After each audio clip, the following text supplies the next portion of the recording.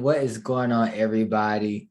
I'm your host, Jeremy Funderburk, here to welcome you to the Ecom Genius Show, where you guys know I'm here to bring other people's genius, take it and bring it to you, so that you can bring that to your business. And today we have an incredible guest. I know you guys are going to love this episode. We have the incredible Sequoia in the house. Sequoia, tell everybody, hey. Hey, how's it going? I'm gonna tell you, she's about to bring you guys some value because she has a business that I know there's so much of my audience, so much of you guys that you want this. So listen up. I'm excited to hear how all this came about and for you guys to learn about what she does so that way you could take that and utilize it in your business. But Sequoia, how are you doing? I am good. I'm tired because it's been a long day, but still doing very well. How about yourself? I can relate. I can relate. I was about to throw on my blue light so people couldn't see the tiredness in my eyes. But awesome. So I just want to jump straight in. People know I don't like to throw in a lot of fluff. I like to get straight to the nitty gritty. But I just want to start off by just hearing your background. Like, how did all this come about? Like, were you like always the entrepreneurial type as a kid, or like what did that whole journey look like? Yeah, I mean, I started my business. I came up with a name for my business when I was 16. And so I decided I wanted to start Surreal Entertainment because it just sounded like a cool name. But then there was already a Surreal, Surreal. And so I was like, man, that sucks. And then I was like, well, I could do RYL, like vinyl. And so then that became that thing. And so when I graduated from college finally and really decided to start a business, I can't say I couldn't think of a name, but the only name that came to mind was Surreal. So I have Surreal Marketing, which is my marketing agency. I have Surreal Homes because I do real estate. I have, of course, Surreal Entertainment, which was the catalyst for all of that. And then my e-commerce business is Mocha Stock. It's the only one in the family that is not, well, not the only one now, but it was the first one in the family that was not a Surreal business, a Surreal name. That's cool. So it sounds like you were entrepreneurial pretty early on then. Yeah, I just always had that energy and that spirit.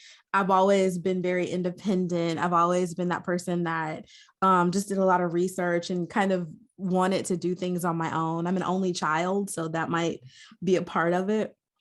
And I'm thankful too because my parents are entrepreneurial. Like my dad, when I was growing up, he would have these booths at flea markets where he would run his own, stores and have a number of booths that he was selling stuff at.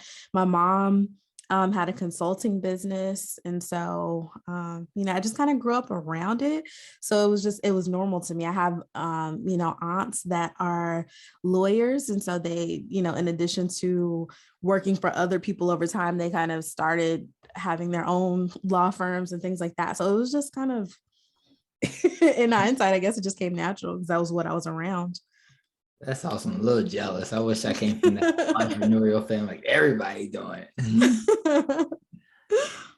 Yeah, my folks are dope. So my grandpa, on my dad's side and my uncles, they had a garage where they fixed cars. Like, so I guess, I mean, and these are things that honestly I didn't even really think about or put together. So it's just always been around. That's awesome. So how did your family react when you decided to go down the entrepreneurial path? Nobody was surprised at all whatsoever. So everybody is cool. Everybody thinks it's a great thing, and everybody is really excited with starting Mocha Stock. The thing about that was so different than all of the others. I mean, there are a million different marketing agencies out there and a million different people who do marketing. But with Mocha Stock, and I'll back up and share what that is, it's a stock media agency that is focused on images featuring diversity and people of color. So think of a Shutterstock or a Getty Images, but all images featuring diversity. And so when people heard about it, something just seemed different for everybody that heard. And they're like, oh, that's a great idea. That's amazing. And so everybody has been really, really excited about it. Out of all the businesses that I have, it's the only one that people ask about. They'll say, oh, how's Mocha Stock going? Nobody ever asks about surreal marketing or anything else. They don't ask about the real estate. They just ask about Mocha Stock. So That's cool. Now I guess that's very unique because everybody and their mama on a marketing agency and a real estate company, like we over here doing marketing real estate. So it's like so it's like everybody does that. So it's like, all right. But then you said, yeah, it was just so, I mean, as a marketer, what would happen is I would be, especially when I worked, because while I've had my businesses, I dip in and out of working for other people. So that's my thing. I think you learn a lot that way. Plus it just makes me feel more comfortable at times. And so I found that I would be the only person in the room sometimes who even remembered that diversity was a thing. So we'd be looking at something and it would be all, all non-diverse images. And it was like, wait, hey guys, guess what? Y'all didn't think anybody in there could be, a person of color at all. Not even Black, just any diversity whatsoever. No women, no. So it got frustrating. I remember I worked for this nonprofit and we were doing a conference, and we had a brand company that was doing all of the concepting for the conference branding. And so I came on kind of in the middle of it. And so I was like, what is this? And they had all these happy young co-ed people, holding wine glasses and things like that and whatever. And it was for an HR company, HR conference, and the organization focused on HR professionals. The majority, I want to say 80% of our members were white women over 50. That was the majority of our members. And so to have these happy, young, smiling co-eds, that's cool and that's cute, but that's not who our members were, And so it's like, well, can we have some people that represent our members and that look like our members so they can see themselves in this? And so I remember very vividly, and I did use the term diversity. Can we have a little bit more diversity in this? So I remember going on LinkedIn, and you know how you can see that someone's looked at your profile. Yeah. And so one of the people from that branding firm looked at my picture on LinkedIn, and the next iteration of designs had all these random Black people in it. And I was like, that was not what I asked. And that's also not, and I say this jokingly, and I've said this in a number of spaces, but diversity is not just throwing a Negro at it. It's not just throwing a person of color at it. That's not what it is. Diversity comes in a number of forms. And that's something that I feel like today, as opposed to 2017, when I started the company, when I started Mocha Stock, that it's gotten a lot better. People seem to have dug in, and they seem to care a lot more, which means that they're putting in the work and doing it more and understanding that a little bit more. But it was an uphill battle for sure.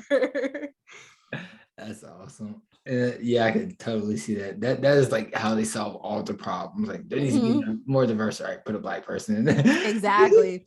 And and when I tell you, they were the most random pictures. I was like, what is this? And there was one picture of some woman that I swear that picture had to come from like 1980. It was like, this wasn't even in this millennium. What are you doing? That's crazy. And I think it's so huge, like, especially being marketers, because we know the importance of creatives. Yeah. So, yeah. And for people listening, we're talking like creatives, like the images and videos used in, because I know like creative people are also called creative. So I definitely want to clarify. Yeah. But that's such a huge piece to branding and advertising. And right. Yeah, So because it's a look and feel for what it is that you're trying to do. So if I'm trying to invite people to a conference and you don't see, like you see a bunch of young co-eds and that doesn't look or feel like you, then you're going to think, oh, this isn't for me. Why would I think this was for me if I don't see myself there? And I think that's one thing that people have to recognize, that brand owners have to recognize, is that your audience wants to feel included. They want to know, they want to look at something and say, oh, I am included in this conversation. This is something that's for me. And that is going to be the thing that's going to win you customers, and authentically, not just, throwing a person of color in it because the marketing manager said it needed more diversity.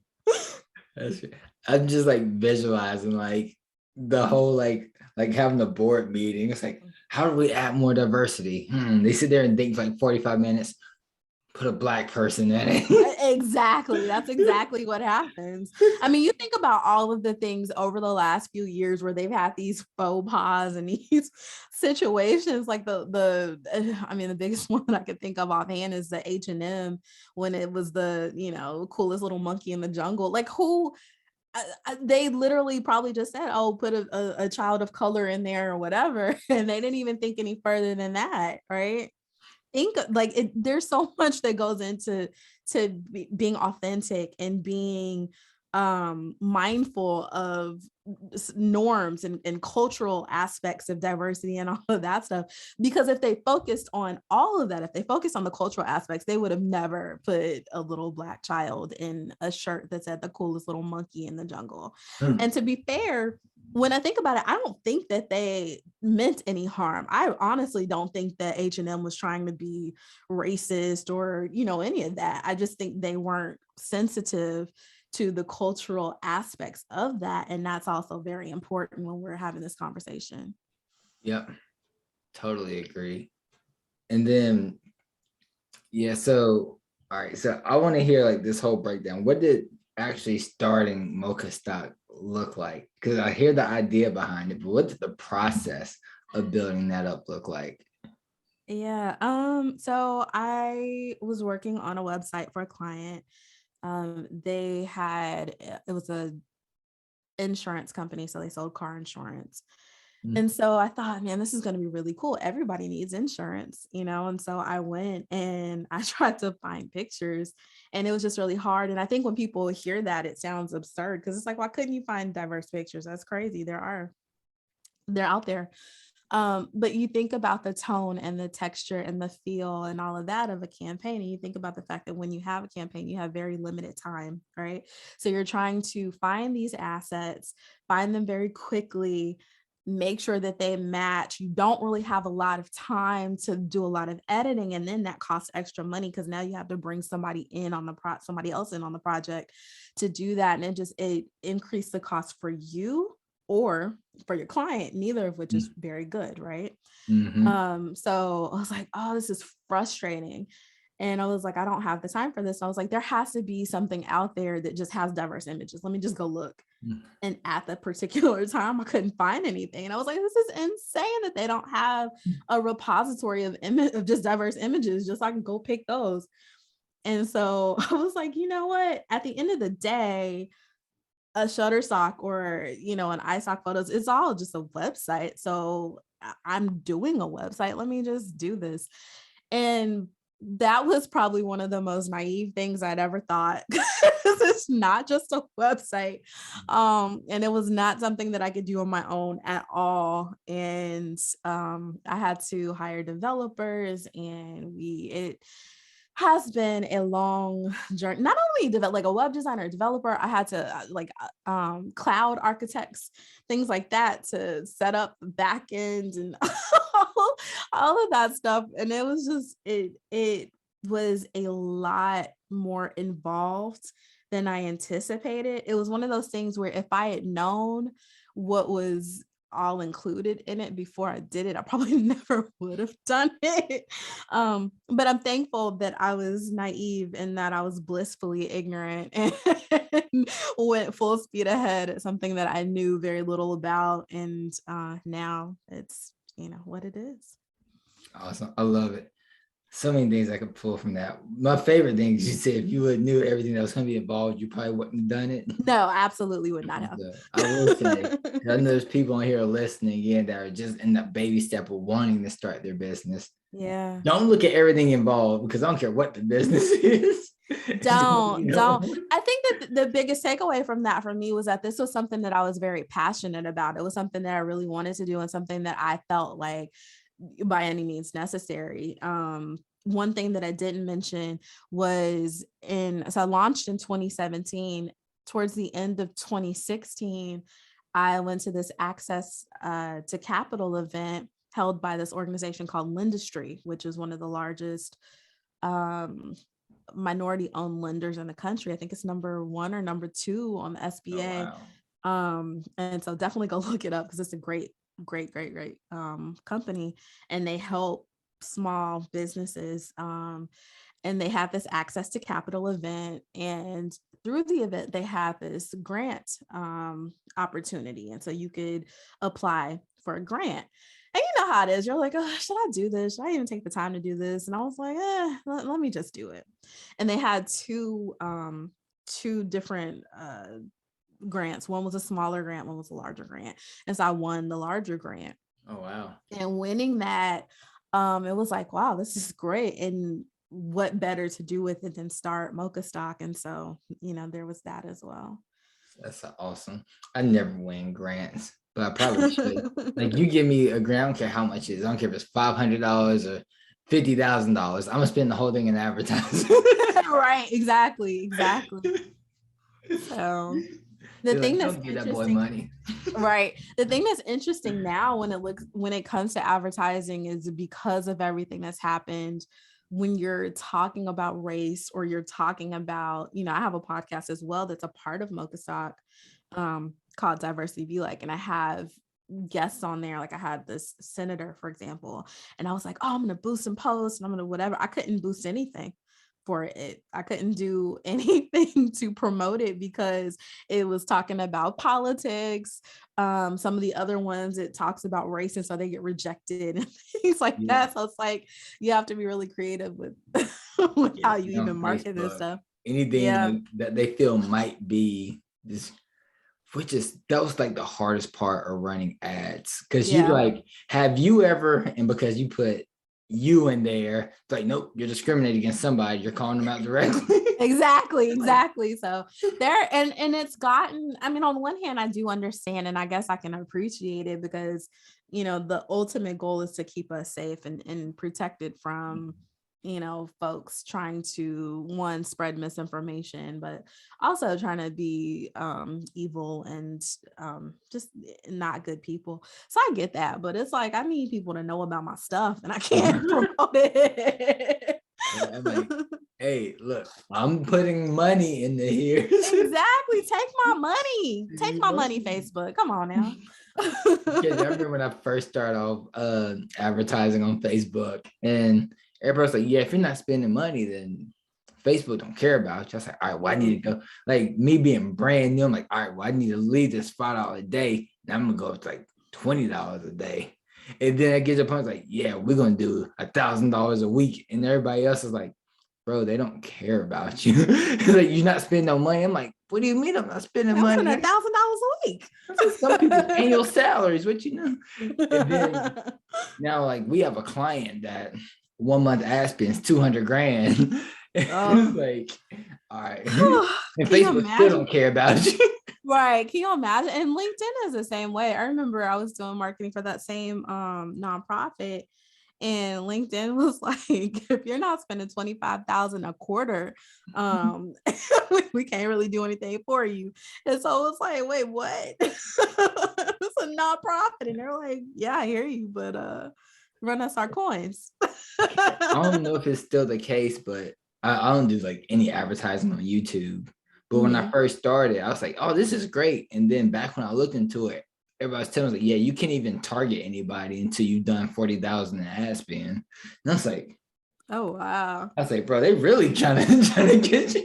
I don't know if that's still the case, but yeah, I'm not sure. I don't really do a lot with YouTube, and even with LinkedIn, I'm not sure if that's still the case with them either, because I know they have a lot of new new products that they've come out with. So, but yeah, it's interesting because I remember getting into digital marketing and digital advertising and people being like, oh yeah, it gives small businesses an opportunity to compete with large businesses. And, because you don't have to spend that much and you can get reach and all of that stuff. And if you started doing it, I mean, I think I started managing ads probably around 2012 regularly.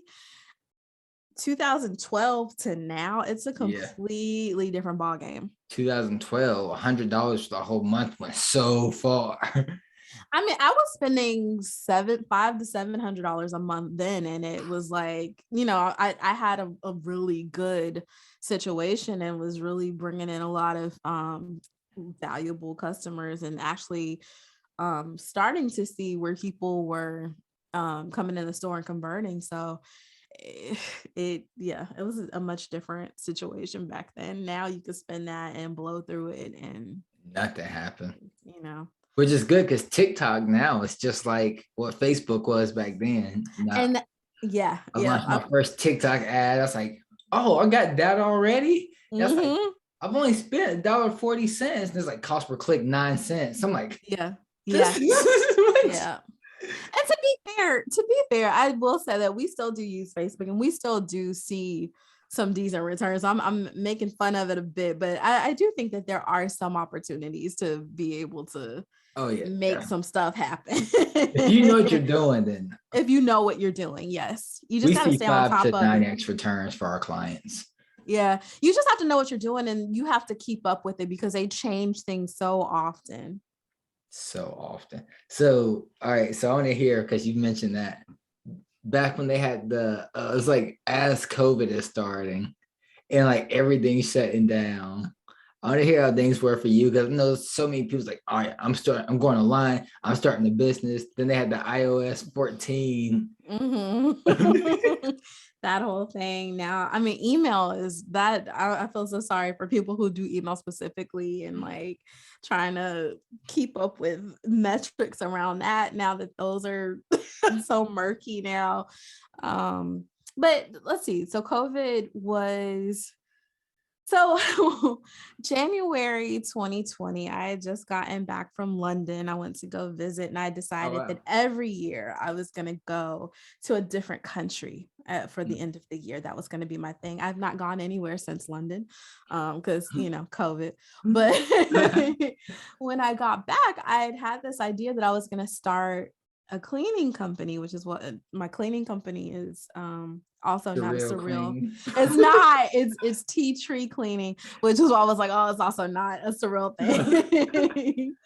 My mom's name is starts with a T and then Sequoia tree, so tea tree, all of that. So plus wanting to use earth friendly products, and I thought that would be really fun. So I got everything squared away for that and got my LLC and all of that in January 2020. And then I'm like, I have my business cards and all that. So I'll show you. I have my business cards, and I was like, I'm ready to go. Like, this is gonna be a thing. Like, I got my website, everything. All my marketing looks amazing. When I tell you I have not cleaned or sent anybody out to clean a single thing, I have not done anything but launch the website and print out some stuff. I have a dope hat and shirt. And all of the marketing is on point, but I haven't done anything because right after that was when we found out that COVID was a thing. And I was like, I don't even know what this is or what to do with this. And I don't feel comfortable sending people out. So of course, for me, I pivoted back to making sure I'm focusing on my other businesses. And, the marketing agency did really well because people did start picking up with marketing stuff, especially with the pivot to virtual conferences and trying to figure out how to plan those and doing websites related to those and updating those things. So I did have some success there working with clients on the marketing side. On Mocha stock, it was interesting because with the with things slowing down and people not really being able to, go outside as much as they were, people had to try to pivot and figure out new ways to advertise. And so, of course, stock imagery became a thing and became more popular. Mhm. Um, One thing that's been happening over the last few years, though, is that, while my company started in 2017 and there really wasn't a lot, I say not a lot because at the time that I was looking for something, I didn't find any, but that didn't mean it wasn't out there, right? It just wasn't readily available. But there are a few other companies that are like mine that are out that are doing great things, and I'm proud of them too, because at the end of the day, I want everybody to come to Mocha Stock. I want everybody to know about Mocha Stock. I want everybody to get images from Mocha Stock, but more than anything, I want people to have access to authentic, diverse images. And so as many providers that are out there selling authentic, diverse images as possible is a great thing. Mhm. And so I started to see more of those niche agencies pop up. And so it was like, welcome, I guess, so I can be upset about it, or I could say, you know what, this is life. Burger King is not going to be upset because another McDonald's pops up down the street, or vice versa, Nope. you know so it is what it is, and so we keep rolling. But I'm thankful because it also means that there is room for all of us, and there are people who are interested in these. One thing that it did have that the twindemic, right? Because you were looking at the pandemic and then the racial Mhm. injustice and all of the sentiments around that. But one thing that did was it changed the awareness of a lot of organizations. And so while in my head, I started Mocha Stock for the small businesses to be able to have access to this, and, small businesses and bloggers and that kind of thing, marketers from like graphic designers. That was my idea, right? And so in 2020, I started having these large ad agencies reach out to me and wanting Wow. to become preferred vendor, wanting us to become preferred vendors, and having to do things like, increase insurance to these, millions of dollars and all of this stuff. And I'm like, wait. Um, and that was something that honestly, I'm thankful that I was able to swing financially, but I wasn't ready. I didn't know that was, that having what $2-3 million, $5 million worth of insurance was something that I needed. Because remember, my thought was, oh, it's just a website. I'll just put up a website and put photos. So there are a lot of different things that you learn along the journey of entrepreneurship. That's awesome. So much. It's cool because I just like that niche that you're in. And I think like because most of the people listening to this either some type of entrepreneur or more e-commerce specific, Mhm. which means they're going to advertise at some point, most likely, and they're going to need like even like there's some people who they're clothing brands. And like I've seen people's like, yeah, we're gonna have this, this street urban clothing brand. They try to appeal to like a black or more diverse audience. I'm like, Mhm. I see a white dude in baggy clothes like in every picture. And That's one thing that a lot of people are that it's been mentioned to me several times, and people have asked me about doing that, like the I can't even think of the name of it, but when the stock models. So when you're looking at some of that stuff, and that's something that we thought about. It's not anything that is an immediate thing that we're gonna do, but it's something that I've heard and people have asked about it, and it's definitely in my consciousness. yeah, but my main thing is just the fact that it's obvious that most people don't think about the diversity or even They who their don't have target to. market is. Yeah, I think the thing about it is that people don't have to think about that. And I find that to be when I've started having these conversations about diversity specifically on the podcast, I've learned that's it.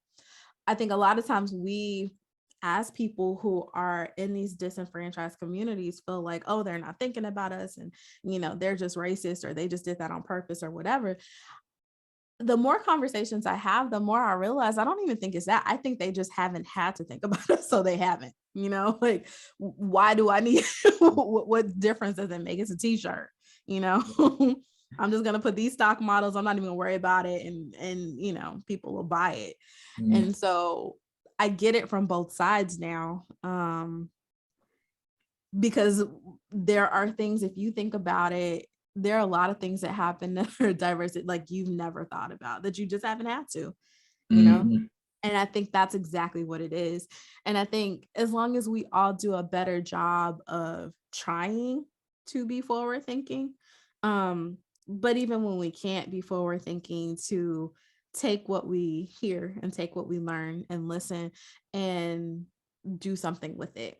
We're not always going to meet the mark, because it's not a part of our consciousness, because it's never had to be. Like, I remember having a conversation with he's a best-selling author. He's Native American, mhm. and he mentioned that he was homosexual, and I was like, I've never thought about that. I've just never, it never crossed my mind at all. Like, so when you think about the conversations around LGBT, like, I just, it just, I never thought about it in connection to what it would look like in that Native American space. And when you look at the heritage and culture and how all of that ties in, and, especially like with the Black community, how the Black community has certain stigmas about LGBT, right? Mm. Similar things happen in that community as well. It's just like, I just never, it was not anything I'd ever had to think about. And quite frankly, it's not really anything I've had to think about since, right? But now that I know that's a thing, when I look at taking pictures and taking authentic pictures, making sure that I do representation correctly, for people and authentically, that is something that I need to think about and I need to keep in mind. Mm. When I look at Native American imagery, it's not just feathers and these, this warrior gear. They're contemporary Native Americans, and that includes contemporary LGBT couples and things like that. And so making sure that they're represented authentically. And I think that's the thing that people have to take away, is that it's not, you could slap yourself on the hand for not knowing, and that's fine, whatever, but move on from that. Mm. And now that you know, do better. Yeah, that's awesome. Yeah, it's cool. I had somebody from the community that I interviewed for a position with one of my companies, Mhm. and he was, when he sent in his submission video, I was like, I don't know. It was like I had like a whole pool of candidates, and there's like this person's like super qualified, super qualified. And I'm like, this is good. And I get the his, I'm like, I don't know. And then by the time we did the interview and went through the process, I'm like, forget all those people. I was like, you're the best one out of the group. Mhm. And then like, but once we start getting the deeper talks, it's like, oh, well, how do we make sure our culture is accepting to that? Because I never thought about it beforehand. Mhm. Mhm. Never thought about it. And the thing, like I said, is that you didn't have to think about it, but now that you do, you figure it out and you move forward in that direction. And that's the best thing that you can do for anybody. Mhm. That's awesome. So yeah, that's cool. I'm glad you brought up that point that most people just don't have to think about it. Yeah. So they don't. Yep. Yeah. No, that's awesome. Well, cool. Just looking at the sake of time, because I could sit here and just roll like crazy. But I want to definitely make sure I have the time for you to just open up the floor, promote whatever you want, tell people where they can find you, what you got going on, what they should look out for. The floor is all yours. Yeah. Of course. So definitely take a look at mochastock.com. That's MOCHASTOCK.com. As mentioned, it's a stock media agency that's focused on imagery featuring diversity and people of color. So we have still photos, we have illustrations, and we are getting into the video space as well. So if you need imagery, please definitely think of us and get the imagery. Also, if you are a photographer or a videographer or an illustrator, or one who is dope, please send them our way, because we are looking for new contributors as we speak. So definitely looking at that. I also have a weekly kind of weekly podcast. It's in seasons, so there are 16 episodes each season. But a podcast called Diversity Be Like, where we talk about the nuanced dynamics of diversity and what that looks like across a myriad of industries and ideologies and things like that. And so that's been pretty fun. And so you can check that out at diversitybelike.com or wherever you listen to your favorite podcast. Awesome. And what social channels can they find you on? Yeah. So if you're looking for me personally, caveat, like I'm a goofball, so I will post funny things and silly things, and then I'll go and post very serious political things and all of these things. So just know that you're gonna get a lot of different stuff when you follow me. Don't be alarmed. But it's across the internet. You can find me at Sequoia Houston. If you're looking for Mocha stock, it's at Mocha stock on stuff except Instagram, because they are being extra and they made me put an underscore. So that's at Mocha underscore stock there. But everywhere else at Mocha stock. And then Diversity Be Like is at Diversity Be Like on everything. If you want to email me, you can do so. Let's just say Sequoia at mochastock.com. Awesome. There it is. And I'll make sure I'll link to everything in the description boxes. And yes, Sequoia, it has been an absolute pleasure having you. Thank you so much for just blessing us with your time. You know what? And let's do this too. Like, I'm happy to give a 10% discount to any of your listeners who come and who want to use Mocha Stock. I'll give a discount code to you and you can put it in the notes and people can use it. Awesome. That sounds great. So guys, make sure you guys take advantage of that. And I will say, actually go to a stock company. Like, stop just going on Google and stealing people's images. Oh, yes. Please do not do that. You are hurting the artists who are putting out this imagery. Plus, you can get in trouble. You can get sued for that. And that can be, I mean, it can be a whole thing, and you don't want to waste the time or the money doing that when you could have just licensed the image for, a reasonable cost. Yep. And there are even free sites. Ours is not one, but there are free sites out there where you can get free stock images. So just license them the right way. And you get what you pay for. Yeah. So if you ain't paying for it, then yeah. I mean, there's definitely a difference, but you can find some. I mean, I know this is probably not the best thing to say as someone who does not have a free site, but you can find some nice free stuff out there too. So I would just rather y'all use free stuff than take stuff off the internet. But if you are going to pay for stuff, if you're okay with paying for stuff, definitely come to our site, because you'll find some really amazing stuff there. That's awesome. And just while we're on that note, one thing I found super funny, I would see a lot of businesses like using people's music and images and stuff, and then like tagging them or giving them credit. I was like, tagging them and getting them credit doesn't make it legal. Exactly. I cannot pay my bills with your tag. I can't do it. So, I don't own the images and the music. Does not matter. Don't use it. Exactly. You're right. You don't own it. So get the rights to use it. That's awesome. Sequoia, thank you. And thank you guys for tuning in. And we will see you guys on the next episode. Bye.